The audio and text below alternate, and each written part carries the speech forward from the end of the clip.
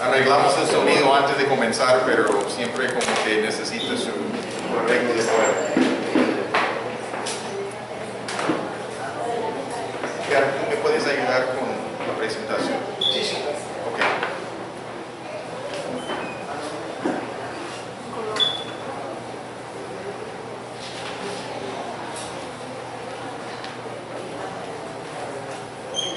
Samuel.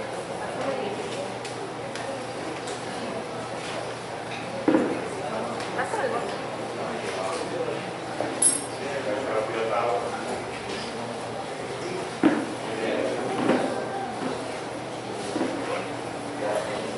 Hemos cantado en esta mañana varios cantos que son de compromiso. Compromiso con Dios, compromiso con el Señor Jesucristo. Y el tema de esta mañana, en cierto sentido, es una continuación del tema del domingo pasado, para los que lograron escuchar la enseñanza, lo malo de amar al mundo.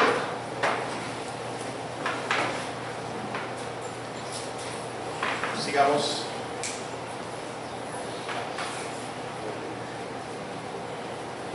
La Biblia nos dice que no debemos amar al mundo.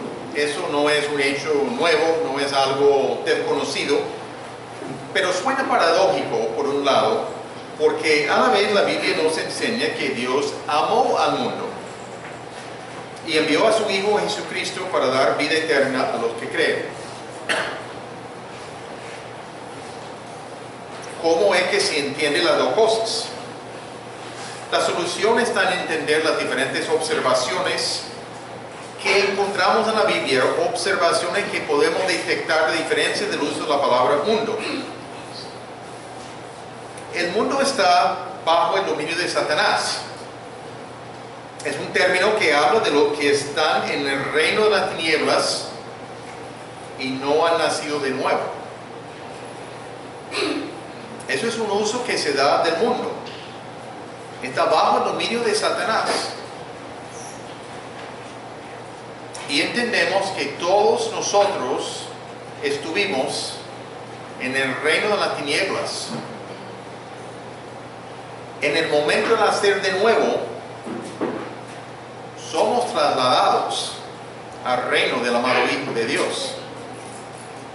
También, el mundo pecaminoso es el objeto del amor de Dios con el fin de dar vida eterna a los que se arrepienten y ponen su fe en Cristo completamente. Dios ama a las personas que necesitan tener salvación, necesitan ser rescatadas de la esclavitud al pecado y del problema de la culpa del pecado. Pero también nos dice otra cosa, sigue. La relación entre el cristiano y el mundo. Nosotros los cristianos no somos de este mundo, pero estamos en el mundo. Somos distintos al mundo y el mundo nos aborrece porque no somos iguales al mundo. No debemos amar al mundo ni las cosas que hay en él.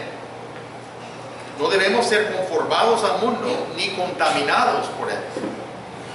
Unas enseñanzas muy breves que tienen que ver con el mundo, que tienen que ver con Dios y nosotros los que hemos puesto nuestra fe en el Señor Jesucristo. El apóstol Juan está enfocado en guiar a los cristianos a evitar la mundanalidad. Y se puede definir la mundanalidad como dar el señorío a cualquier cosa independiente de Dios, como el objeto principal de nuestros intereses y compromisos. Dar el señorío, el liderazgo, el compromiso nuestro a cualquier cosa independiente de Dios, como el objeto principal de nuestros intereses y compromisos. Lo que hace que el mundo sea mundanalidad en cuanto a las personas es su rechazo a Dios y la verdad que Dios ha revelado en su palabra para favorecer sus propios valores y deseos. La mundanalidad implica un rechazo a Dios y su verdad para favorecer sus propios valores y deseos. Cantamos varios cantos, incluyendo acerca de seguir a Cristo. Es fácil cantarlo. No regresamos otra vez atrás. No vamos a regresar. Y es fácil hablar de esas cosas. Es fácil cantar de estas cosas. Y está bien cantar de estas cosas. Nos anima a pensar. Pero realmente parte de la complicación es en la vida diaria estas decisiones que nos toca tomar. Eso es donde ese compromiso que tomamos tenemos que vivir de acuerdo a esto. Vamos a leer 1 de Juan capítulo 2 versículo 15 al 17. 1 de Juan capítulo 2 versículo 15 al 17.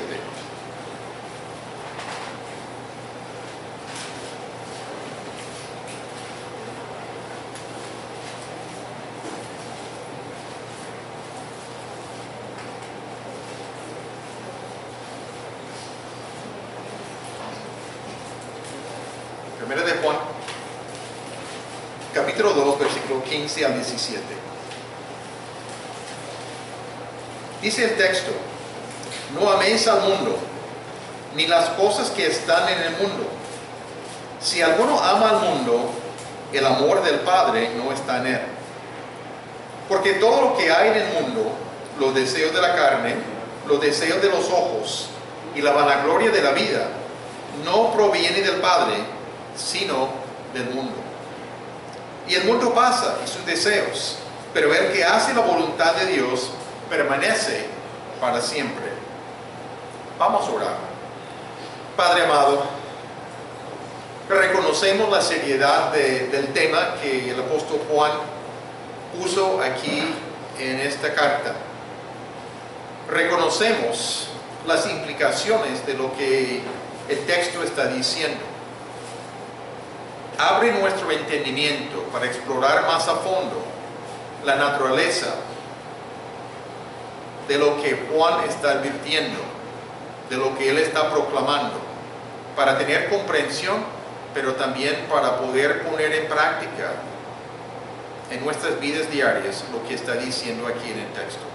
Gracias, Padre, en el nombre de Cristo Jesús te lo pedimos. Amén. En este pasaje encontramos 3 motivos para no amar al mundo. 3 motivos, sencillamente. 3 versículos. Sigue, primero. Es incompatible amar al Padre y al mundo. Son mutuamente excluyentes. Si amamos al Padre, tiene la implicación de no amar al mundo. Y si estamos intentando amar las dos cosas, o las dos personas, es un problema serio. Como vamos a mirar ahí. Una segunda cosa, las cosas del mundo no tienen su origen en Dios. Si Él es el creador de este mundo, pero no de los aspectos pecaminosos, lo que está bajo el control de Satanás y lo que va en contra de su voluntad, eso sí no creó así. El tercer punto, el mundo es pasajero, es temporal, mientras la voluntad de Dios es eterna. El mundo que conocemos, la mundanalidad, esa tendencia a rechazar a Dios y su palabra, es pasajero. El mundo no va a permanecer. Esas actitudes, esas tendencias hacia el pecado, mientras la voluntad de Dios es eterna. Vamos a explorar estos 3 aspectos más a fondo. Esto es la esencia de lo que vamos a tratar, pero vamos examinando estos 3 versículos, que son pocos, pero son sustanciosos también en lo que vamos a observar. ¿Sigue? El primer punto, es incompatible amar al Padre y al mundo. ¿Sigue? Sencillamente no debemos amar al mundo. Identificamos eso.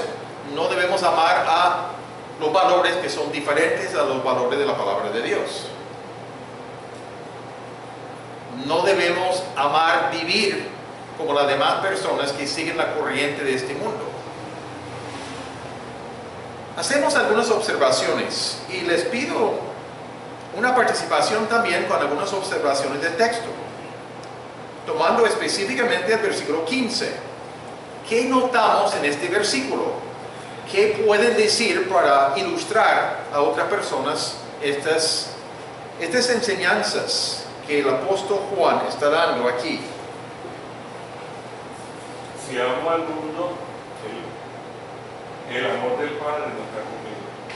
¿Correcto? Eso es definido, hay una gran diferencia. Y es importante entender la diferencia ahí, ¿ok? ¿Qué más? Yo entiendo que es un mandamiento. ¿Ok? Se identificó como un mandamiento de lo que no debemos hacer.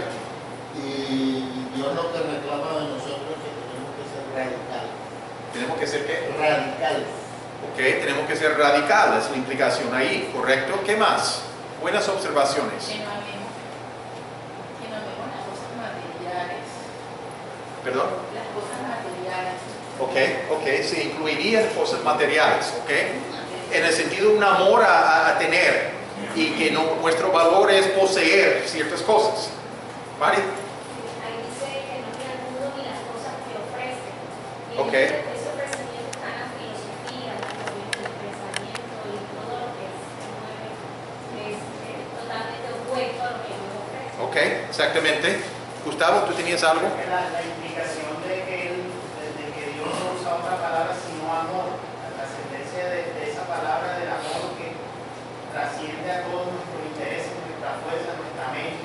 Ok, Entonces está hablando precisamente de que no tengamos nuestro interés o nuestra fuerza y nuestra concentración de nuestra vida en lo que el mundo nos está ofreciendo. ok, Tal es así que si amamos al mundo es imposible que esté el amor de Él en nosotros. ok, excelente. El Señor Jesucristo, en uno de los mandamientos, cuando recordaba los mandamientos, dice amar a Dios sobre todas las cosas. Ok, Por el primer mandamiento. Y nuestro Dios es inclusivo.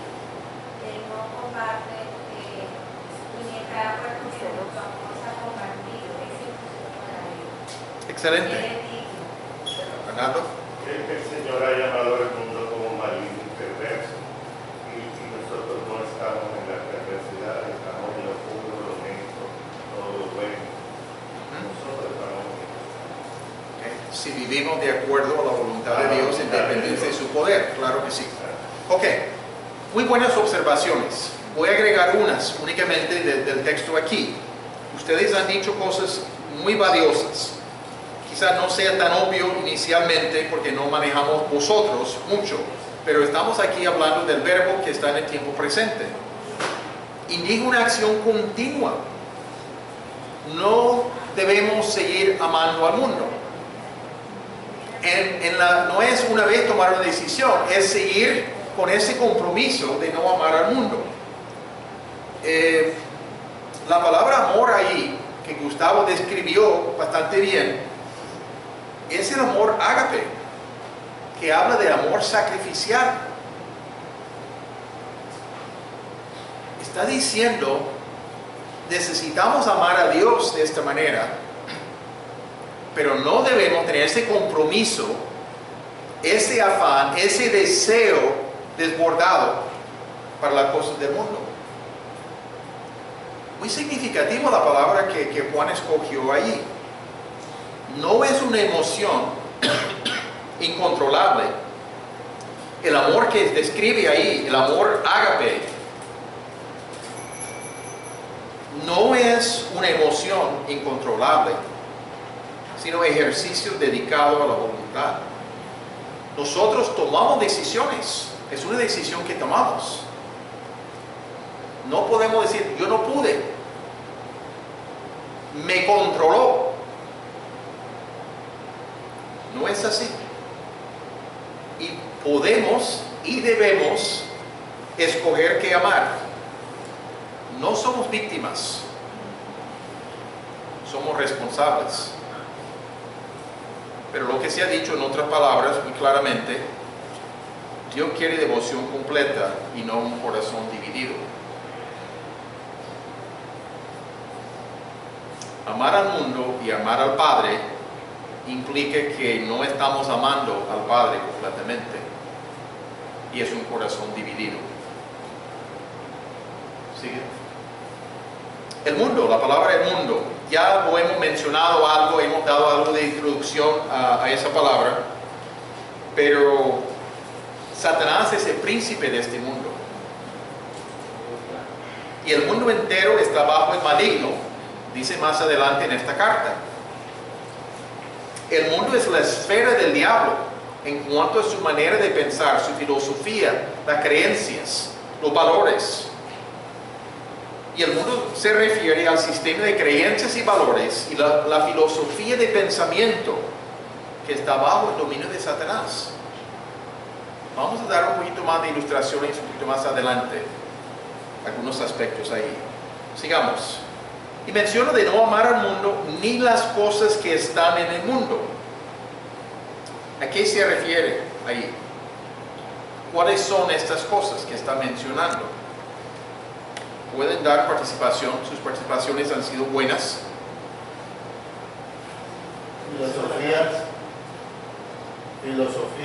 Filosofías que van contrarias a la palabra de Dios. Aspectos culturales que otra vez no van de acuerdo a la voluntad de Dios, ¿correcto? Los frutos de la carne. Ok, o sea, las obras de la carne, ¿correcto? Darling. También el mundo siempre pone el yo en el centro. Ok, la persona misma es el centro y no Dios, ¿correcto? Todo eso. ¿Algo más?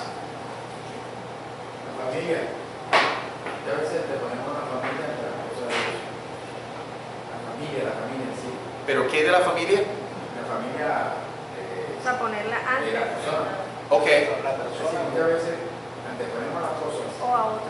ante Dios. La familia. Le dan prioridad a la ok, ya entiendo perfectamente lo que está diciendo. Mari. Los valores, o sea, qué es lo que te da valía y, o sea, los valores que ofrece la sociedad. Tú eres una persona exitosa si tienes tal cosa, o sea, esos estatus o valores que el mundo establece opuestos a la voluntad. Ok, Los sistemas económicos, políticos, sociales de gobierno. Hoy en las redes hay unos enfrentamientos lastimosamente entre familias, sí. defendiendo ciertas corrientes. Es fácil seguir las corrientes de cualquier línea sin examinar realmente si tenemos bases sólidas para esas corrientes. Claro que sí.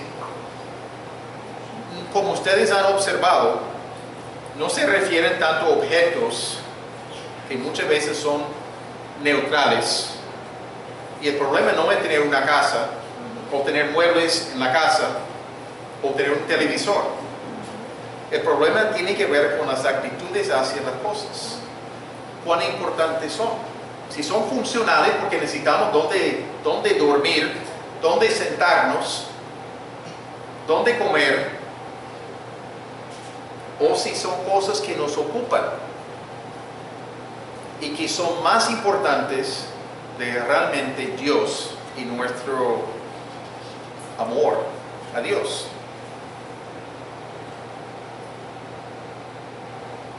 Uno más. Si alguno ama al mundo, el amor del Padre no está en él. Lo hemos dicho, algunos han hecho las observaciones, son mutuamente exclusivos. Si uno ama al mundo, no está amando al Padre. Si uno ama al Padre, ya no quiere seguir amando al mundo y las cosas que están en el mundo. Excluyen el uno al otro, exactamente. O es el uno o es el otro. No son las dos cosas. Ahí está la lucha. Debemos ser impactados por lo contundente que esta afirmación que hace el apóstol Juan. No podemos coquetear con el mundo y andar bien. Pero es la gran tendencia. necesitamos estar alertas para las descripciones de lo que sigue para evaluar nuestras vidas. Lo que sigue aquí en versículo 16 particularmente. Sigamos. Las cosas del mundo no tienen su origen en Dios. Las cosas que están en el mundo son problemáticas para nosotros, los cristianos. Los deseos de la carne, los deseos de los ojos y la vanagloria de la vida. La palabra para deseos aquí, que aparece en dos de estos casos, en el griego, y no tienen que memorizar eso, epitumía, habla de un deseo vehemente, un deseo ardiente, un deseo que necesito tenerlo, necesito adquirir. Cuando en la Biblia se utiliza la palabra deseo, o en el tiempo del Nuevo Testamento, aún yendo más allá de la Biblia en sí, hay tres sentidos. Uno es un sentido neutral, deseo para algo, secularmente se usaba la palabra. Bíblicamente hablando, hay un sentido bueno. Por ejemplo, cuando el apóstol Pablo escribe en Filipenses que Pablo tenía el deseo de partir, estar con Cristo. No hay ningún problema con eso. Hay muchas cosas buenas de lo que estaba deseando el apóstol Pablo ahí. Un uso apropiado de la palabra como algo positivo, algo bueno. Pero en la mayor parte de los casos en el Nuevo Testamento encontramos el sentido malo. El deseo de algo prohibido. Eso es el deseo de la carne. Sigamos. Jesús usaba la palabra para deseo sexual o lujuria, la misma palabra epitomía, y también de cómo los afanes del mundo y el amor a las riquezas ahogaban la palabra, en la palabra del sembrador. Se refiere a pecado de alto poder destructivo. Sencillamente, las cosas que está mencionando Jesucristo, destacando dos de estos casos. Sigamos.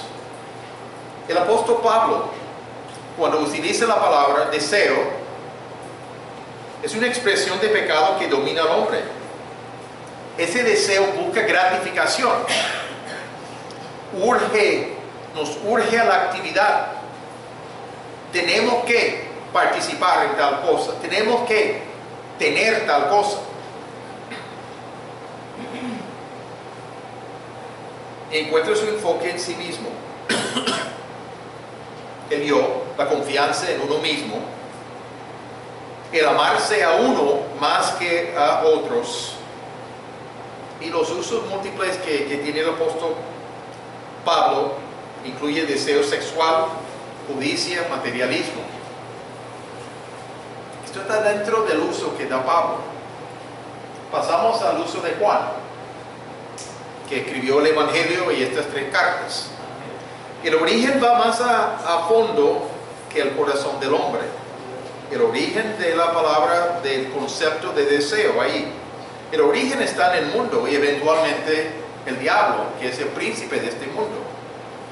Y Satanás, como el príncipe de este mundo, seduce con atractivos externos que apelan a los sentidos. Lo que escuchamos, lo que vemos, lo que sentimos con olfato nos atrae.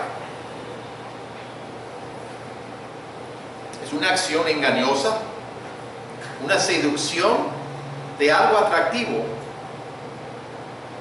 pero es algo engañoso. El cristiano necesita estar alerta para rechazarlo.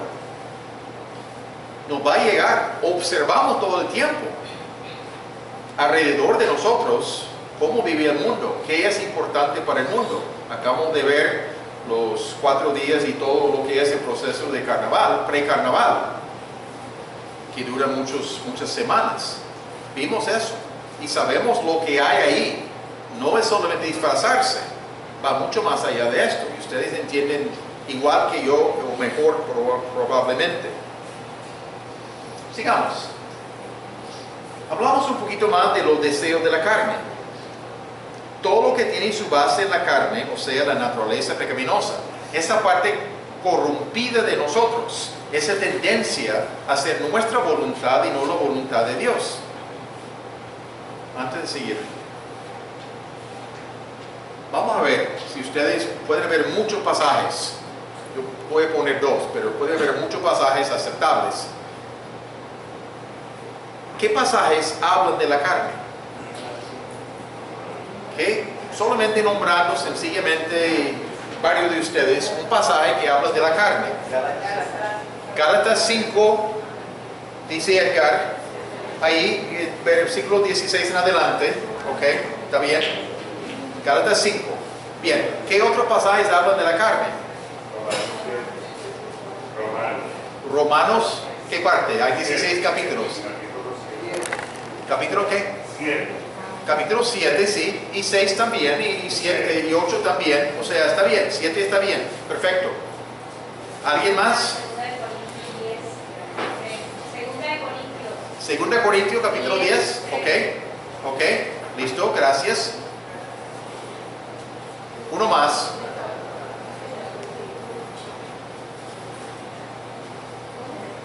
Bueno, vamos a ponerlo. Gálatas 5, 16. Digo pues, andad en el Espíritu y no satisfagáis los deseos de la carne. ¿Cómo evitamos seguir los deseos de la carne que están en nosotros por tomar la decisión de andar en el Espíritu? Lo que enseñamos en Romanos 8. Pero Gálatas 5, 16 en adelante habla de las obras de la carne y el fruto del Espíritu y la diferencia. Un pasaje más, Efesios 2:3, entre los cuales también todos nosotros vivimos en otro tiempo en los deseos de nuestra carne, haciendo la voluntad de la carne y de los pensamientos, y éramos por naturaleza hijos de ira, lo mismo que los demás. La vida antes de Cristo, está citando la situación, la vivencia de todos nosotros antes de poner nuestra fe en el Señor Jesucristo. Es la tendencia, con todas las implicaciones de esto. El mundo es atrayente. Sigamos. Está en el mundo porque es su esfera de operación. Podemos hablar de algunos pocos apetitos normales y apetitos descontrolados en otra columna. Hambre es normal. Dios nos ha creado para tener hambre. Pero glotonería es el extremo. Sed, legítimo. Embriaguez, no. No se va a embriagar tomando agua. Pero tomando licor, sí. Descanso, legítimo. Pereza, no. El extremo, el apetito descontrolado. El sexo, legítimo, Dios lo creó dentro del matrimonio. La inmoralidad, fuera del matrimonio. Dios no habla bien de esto. Ejemplos ahí que tenemos.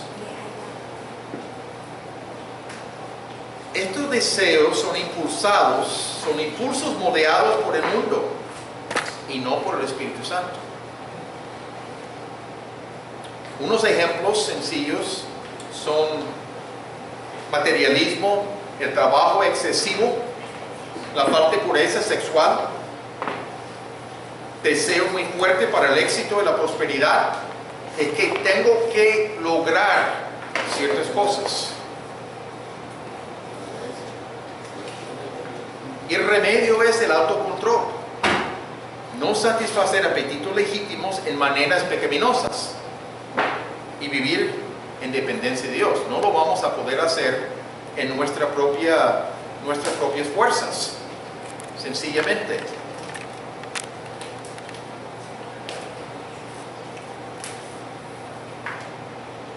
Voy a ocupar, Edgar, puede pasar la diapositiva.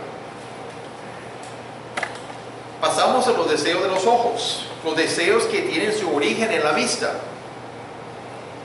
¿Cuáles son algunos comentarios, posiblemente ejemplos también, de esos deseos de los ojos? Vamos a ver la riqueza, lo que ustedes ofrecen con ideas ahí, que enriquece realmente la discusión, porque ustedes tienen ideas más allá de lo que yo he tenido. Cuando hablamos de los deseos de los ojos, lo que vemos, ¿en qué sentido nos afecta? Desear como obsesión lo que no se tiene. ¿Ok?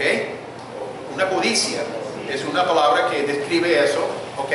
Los deseos de los ojos están muchas veces motivados por la publicidad que vemos en la televisión, en las revistas. Sí. Estamos interesados a obtener eso que nos está mostrando la publicidad. ¿Ok? Exactamente. Y los supermercados, de una manera deliberada, colocan ciertos productos muy atractivos a la entrada para que los ojos de uno se... Claro que sí. Y uno nunca debe ir al supermercado cuando tiene hambre, cuando es hora de llegando cerca a la hora del almuerzo o algo así, uno compra mucho más porque siente el hambre. Hay que escoger el horario bien. ¿Algunas observaciones, comentarios, ejemplos adicionales? Ok. El deseo de la vista también tiene que ver con la moda. Ok. Debemos estar a la moda, así la moda nos haga enamorar más de nosotros. Ok. Todos esos son muy buenos ejemplos. ¿Quién habló? Medalla. Ok, Medalla. No sé si la novela, todo el entretenimiento, Ok. video, Ok, ¿listo? Muy buenos ejemplos. La idea de los deseos de los ojos es ser cautivado por la apariencia externa sin ver el valor real de la cosa. Nos llama lo externo y no evaluamos realmente la esencia de lo que es. Son percepciones moldeadas por el mundo en ignorancia o en oposición directa a Dios. Puede incluir avaricia, materialismo, envidia, codicia. Unos 3 ejemplos bíblicos que voy a mencionar, todavía no. Eva vio el fruto en el huerto, el fruto prohibido. Vio el fruto que era agradable a los ojos. No me había percatado que es el fruto más bonito.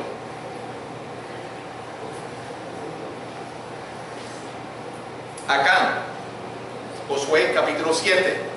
Si no han leído el capítulo, vale la pena leerlo en casa después. Pero creo que muchos de ustedes han leído el capítulo y todo el libro de Josué. Acán vio un manto babilónico, era de gran valor, era de moda quizás también, y un lingote de oro y lo codició.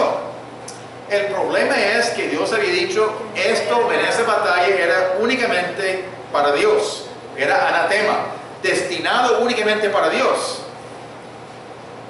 Acán los codició, los guardó en su tienda y produjo un problema muy serio para el pueblo de Israel. David vio a Betsabé bañándose en su patio y la codició. Deseo de la vista, deseo de los ojos. Los deseos de los ojos apelan a los deseos de la carne, sirven para estimular más a la naturaleza pecaminosa. Y la propaganda es lo que se ha mencionado, las vallas publicitarias, la televisión, etcétera, eso desean estimular el consumo. Y ustedes captan lo que voy a decir porque aquí en Barranquilla es muy común. Muchas veces esas propagandas incluyen a mujeres sexy para llamar la atención. Lavar el carro, pero tienen fotos ahí. No es solamente lavar el carro, aquí deben hacerlo. Llamar la atención. Pasamos a la vanagloria de la vida. Un orgullo relacionado con las circunstancias externas de uno. ¿Qué podemos hablar? Quizás hay muchos aspectos que se pueden mencionar y les doy la oportunidad de pensar. La vanagloria de la vida. Ese orgullo relacionado con las circunstancias externas de nosotros. Podemos dar comentarios, ilustraciones también en este aspecto. Lo que decía María Isabel al principio acerca de los valores, o sea, de que en el mundo el valor está en lo que, o sea, son los otros los que te dan el valor por lo que tienes, o por lo que sabes, o por lo que haces, por cómo te ves, y no o sea, por otras cosas pues que de pronto nosotros sabemos que es como Dios nos ve realmente, y lo que hacemos para Dios. Entonces eso. Ok. ¿Alguien más? O sea, Mari. es algo que uno no lo dice, pero que uno lo admita es difícil. Y vivimos así, entonces es donde uno pone sus metas, tiene que ver con metas y planes. O sea, cuando yo me trazo algo para mi familia, para mi hijo, y estoy trabajando y ahorrando y haciendo, estoy enfocado en esos valores. No es fácil que uno diga así, yo vivo la vanagloria de la vida. Ahí hay que evaluar cuál es la meta que me trazo y qué es la cosa que me trazo. Así es, así es. El meollo de la... Vamos a dar la oportunidad a María después para Roberto, sí. También tiene que ver, creo, con el sentido que le damos a la vida. Ok. A veces creemos que la vida es para gozarla, para disfrutarla, y sencillamente vivimos bajo el hedonismo de querer gozar y disfrutar todo lo que hay, pero en realidad no teniendo una perspectiva clara acerca de lo que Dios quiere. Ok, perfecto. Y eso es muy común aquí, muy común. Roberto. Digamos que el meollo de muchos aspectos de la vida. Por ejemplo, el leer, el adquirir conocimiento, eso es algo que es bueno. Pero cuando el propósito es adquirir conocimiento para dominar a otras personas, ya eso no es tan bueno. ¿Está bien? ¿Alguien más? Buenos comentarios. Aquí en Barranquilla, bueno, no sé si en otra parte, pero se ve mucho que la persona tiene un carro, tiene facilidad y lo cambia cada 2 años.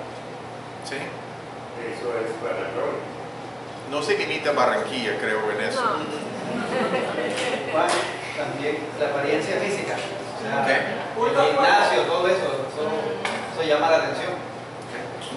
Hacer ejercicio puede ser algo bueno. Es bueno mantenernos. Hacerlo con motivaciones equivocadas, Para ser admirado. sí, ya es otra cosa.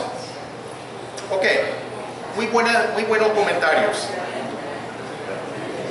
Sigamos.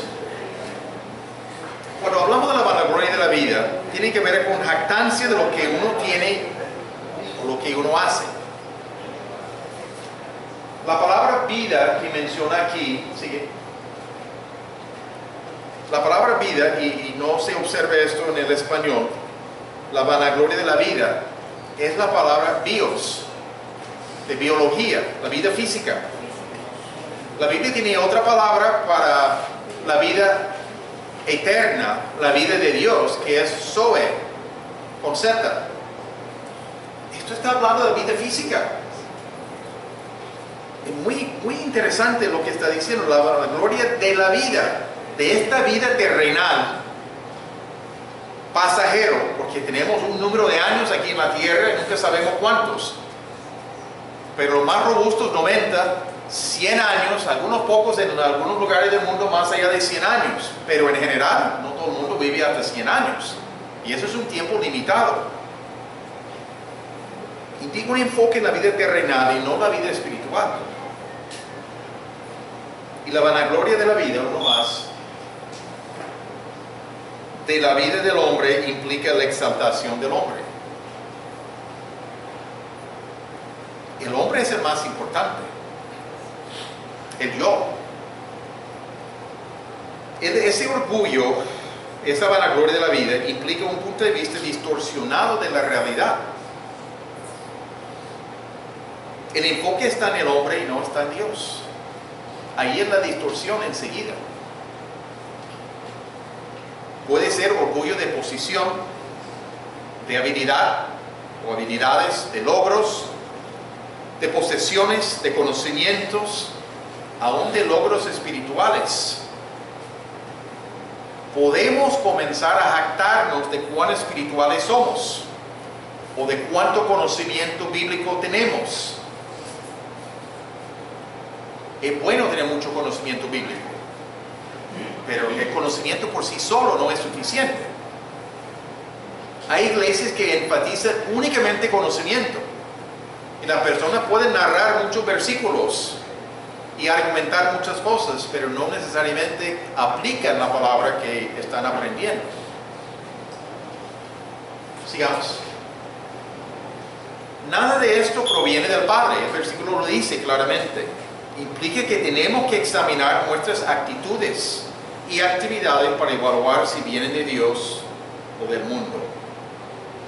Y si es del mundo, es dirigido por el príncipe de este mundo, Satanás. Voy a dar algunas pocas ilustraciones de esto, no en las diapositivas, pero voy a compartirlo para que descanse cerca. Educación. ¿Cuántos de nosotros estamos pendientes de las bases de muchas materias de los hijos, tanto en el colegio como en la universidad? Hay mucho humanismo presente normalmente, mucho. Sus bases no son cristianas, sino anticristianas. No son neutrales muchas veces. Muchas veces es anticristiano. Y en una ocasión, hace un número de años, hay una revista en los Estados Unidos, El Humanista. Me puse a leer algunos artículos. No son cosas suaves. Era una guerra contra lo de Dios en todo aspecto. Era guerra, agresividad, y hay que tumbar eso. No había nada neutral ahí. No era conocimiento humano, servir al prójimo. No era eso. Era hay que tumbar lo que creen en Dios. Artículo tras artículo, su propio vocabulario, su propio enfoque. No está ahí solamente como algo suave, neutral. No. La filosofía detrás de esto es hay que conquistar y hay que acabar con lo que creen en Dios. ¿Estamos tragando entero o cuestionando los pensamientos erróneos? Estamos investigando, Mari.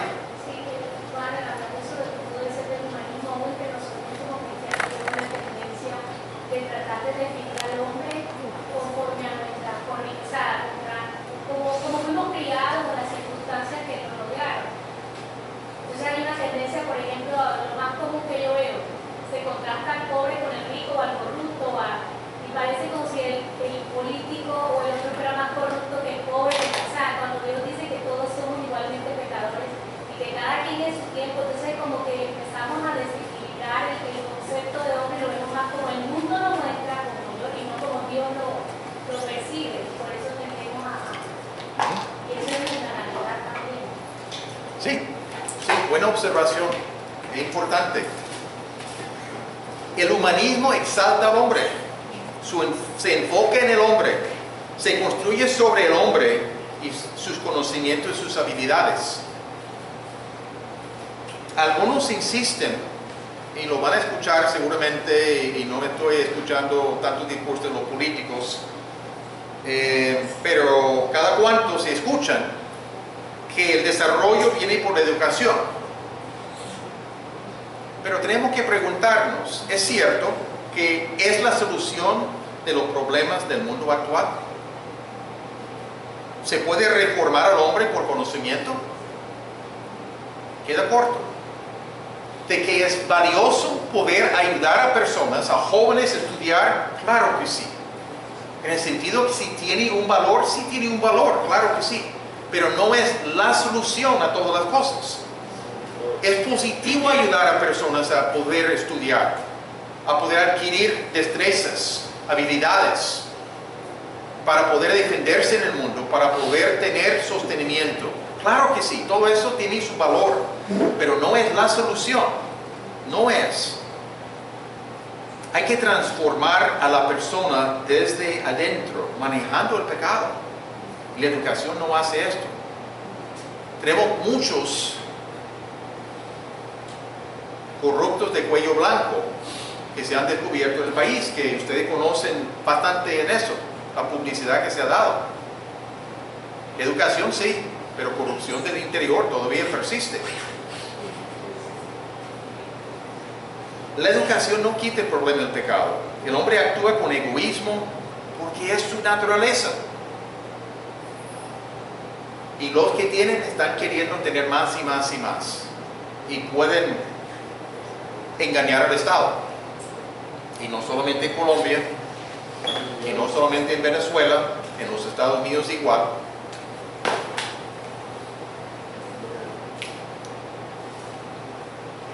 La educación sola no es suficiente.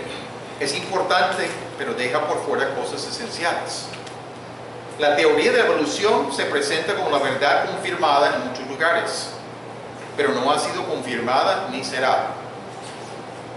Se deja a Dios por fuera de todo, porque es decisión del hombre natural de no buscar a Dios y no aceptar que Dios haya hecho algo. Hay un museo de antropología en México, en el Distrito Federal de la Ciudad de México. Es un museo fascinante. Mucho del museo tiene que ver con antropología cultural.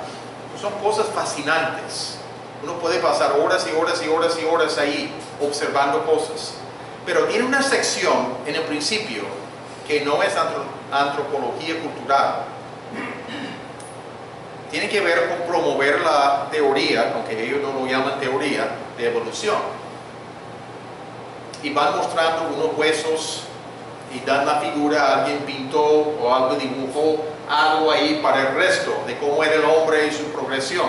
El prehombre, o sea, el que era antes del hombre, etcétera, en eso. Y le van mostrando un huesito aquí, un huesito allá, y después puros diagramas. Ya no tienen más huesos, no tienen más realmente bases para decir algo, solamente dibujos para llegar a sus conclusiones.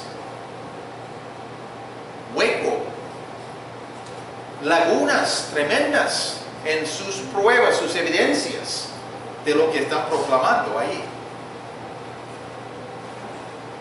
El problema que existe cuando se enfoca en algo que deja por fuera a Dios. El cristiano genuino quiere exaltar a Dios, se enfoca en Dios en la vida, se construye sobre Dios y su palabra, obteniendo sabiduría de Dios para no basarse en la sabiduría del hombre, quien es finito y caído. Implica que el pecado le afecta su cerebro, su mente, sus valores, todo aspecto. La razón no puede ser la autoridad final, sino la revelación de Dios.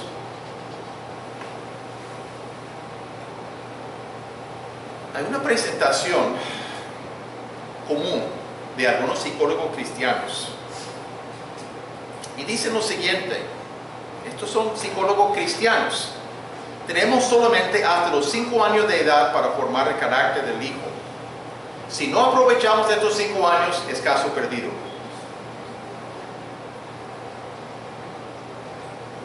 No dudamos de la importancia de estos años en el desarrollo del niño. Claro que sí.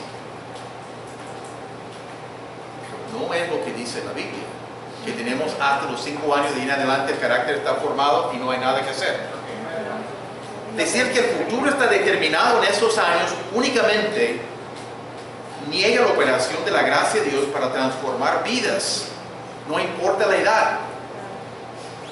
Pero lo están promoviendo si fuera la verdad principal de la Biblia, y no es. Claro que esos años son importantes, pero no son determinantes en el sentido que la persona no puede ser transformada posteriormente. Cristianos que no saben lo que dice la Biblia al respecto y promueven teorías y entendimiento equivocado. Hay mucho que está ahí. Son algunos pocos ejemplos. Tenemos que aprender a analizar críticamente las cosas. Tenemos que analizar todo críticamente. Aún si sale de la boca de un cristiano, no podemos confiar que necesariamente es la verdad. Sigamos. El mundo es pasajero o temporal, pero el que hace la voluntad de Dios es eterno. ¿Sí? La era de Jesucristo llegó y el dominio de Satanás terminó. No decimos que Satanás no existe hoy día, no es lo que estamos diciendo, pero su dominio no es igual. No debemos fijar nuestra atención en lo que es pasajero.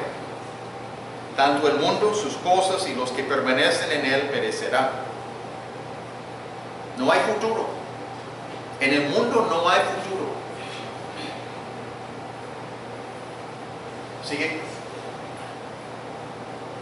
Hay dos posibles estilos de vida: viviendo para la eternidad o viviendo para el presente.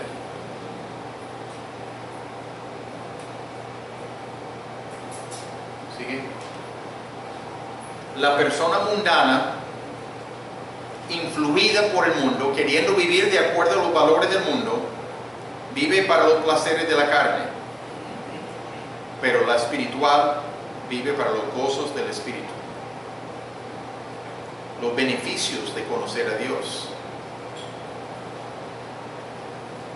¿Sigue? La mundana vive para lo que puede ver, los deseos de los ojos, mas la espiritual vive para las realidades de Dios que no son visibles.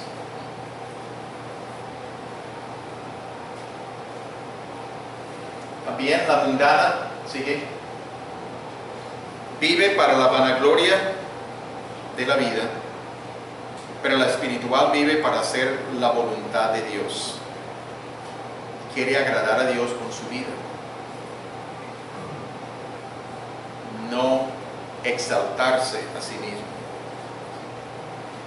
No tiene sentido ocuparnos y concentrarnos en lo que no es duradero. No tiene sentido. Si lo pensamos lógicamente, no hay ningún sentido ahí. Pero toca tomar decisiones. ¿Decido por Dios o por el mundo? He decidido seguir a Cristo. Y es correcto, y toca tomar decisión de hacerlo, pero tenemos que confirmar esa decisión con mucha frecuencia.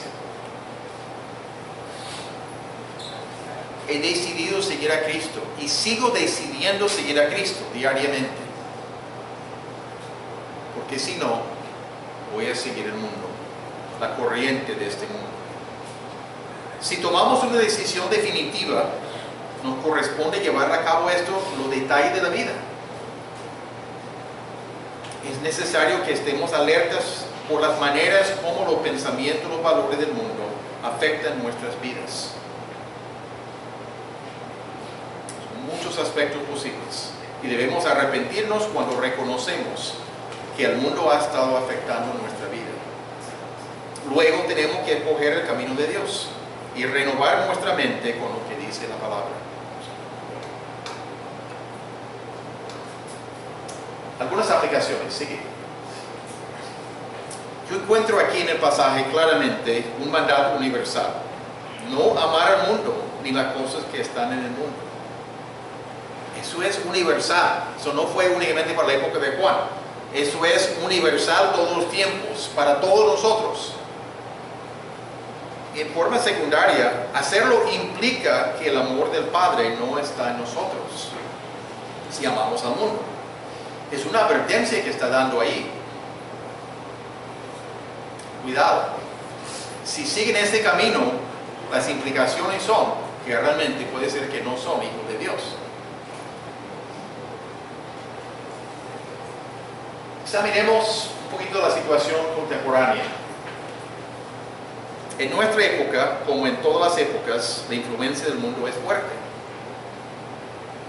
Puesto que vivimos en el mundo que tiene valores muy diferentes que los valores de la palabra de Dios, tenemos que estar atentos a las maneras como el mundo nos está influyendo en nuestros pensamientos, actitudes, valores y acciones. ¿Sigue? Hay dos características principales de este mundo. Uno, podemos hablar de orgullo. La falla del hombre de reconocer que no es Dios, sino que es una criatura de Dios, el Creador, y necesita someterse ante el señorío de Dios. Pero si el hombre piensa que no tiene ninguna responsabilidad, vive para sí mismo. El hombre tiende a pensar que es autónomo, que no necesita responder delante de Dios por su vida. Pero la realidad es que necesitamos rendir cuentas ante Dios por nuestras vidas. No tenemos el derecho de tomar nuestras decisiones independientes de Dios. No hacemos bien en hacerlo. Orgullo es un aspecto, puede haber otras matices ahí, pero codicia también. Produce el deseo de poseer todo lo que es atractivo a sus sentidos. En la medida que el hombre tiende a adorar lo que codicia, resulta en idolatría, según Colosenses 3:5. Produce el deseo de poseer todo lo que es atractivo a nuestros sentidos. Necesito tener esto.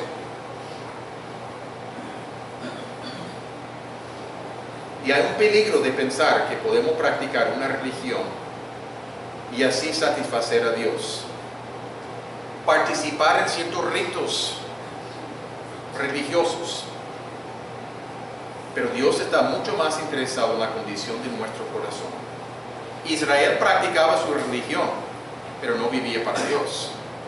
Y Dios les llamó repetidamente a arrepentirse en el Antiguo Testamento. Repetidamente les estaba llamando a arrepentirse. Practicaban su religión, pero su corazón estaba lejos de Dios. Un cristiano puede participar en actividad de la iglesia, pero tener el corazón realmente lejos de Dios. El peligro existe. Entonces, ¿qué hacemos? Unas sugerencias aquí de implementación o respuesta a lo que encontramos de esta verdad de que no debemos amar al mundo ni las cosas que están en el mundo. Debemos estar atentos a todas las formas que el mundo puede influirnos. Por ejemplo, las conversaciones de compañeros de trabajo, de estudio, pueden reflejar el pensamiento del mundo. ¿Quiere decir que no podemos conversar? No. Pero debemos estar alerta por lo que están diciendo. Y hasta qué punto tiene bases o no tiene bases.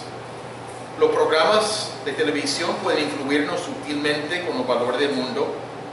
Y especialmente puede influir en los hijos pequeños y jóvenes. Lo que leemos, sean libros, revistas o periódicos, puede guiar nuestros pensamientos en forma equivocada. Si no sabemos leer con análisis crítico,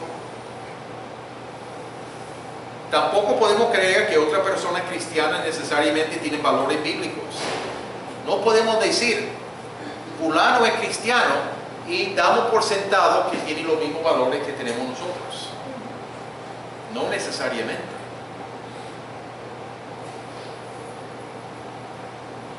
Tenemos que examinar más de cerca, observar más de cerca. ¿Sí? Además de estar atento, debemos reflexionar seriamente con base en nuestra propia lectura de la palabra.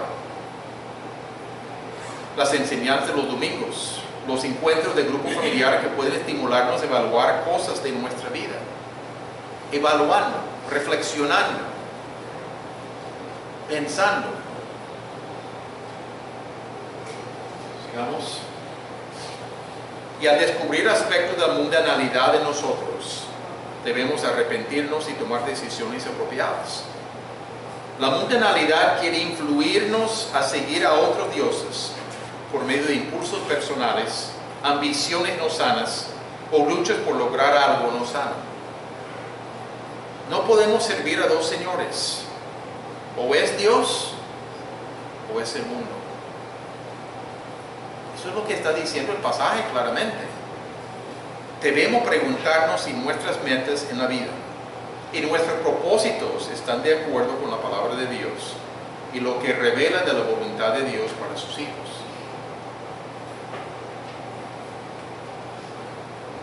Podemos comprender lo que dice aquí en el texto, pero tenemos que estar evaluándonos con frecuencia. ¿Qué me está trayendo y por qué? ¿Cuáles son mis motivaciones? ¿Y por qué? Oremos. Padre amado, te damos las gracias por tu palabra, por esta porción del apóstol Juan, por lo que nos ha dicho, por el análisis que él ha hecho del mundo. Te pedimos, Padre, que por medio de tu Espíritu que tú nos guíes a evaluar nuestros pensamientos, nuestras motivaciones,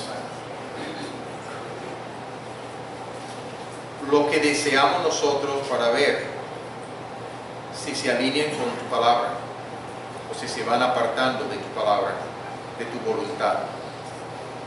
Necesitamos, Padre, tu obra en nosotros. Necesitamos que tú nos examines para guiarnos a decidir si hemos apartado de tu voluntad, de poder tomar las acciones necesarias de arrepentimiento y obediencia. Guíenos, Padre, en este proceso, para poder honrarte a ti en todas las cosas. Te lo pedimos en el nombre de Cristo Jesús, nuestro gran Salvador. Amén. Estamos despedidos.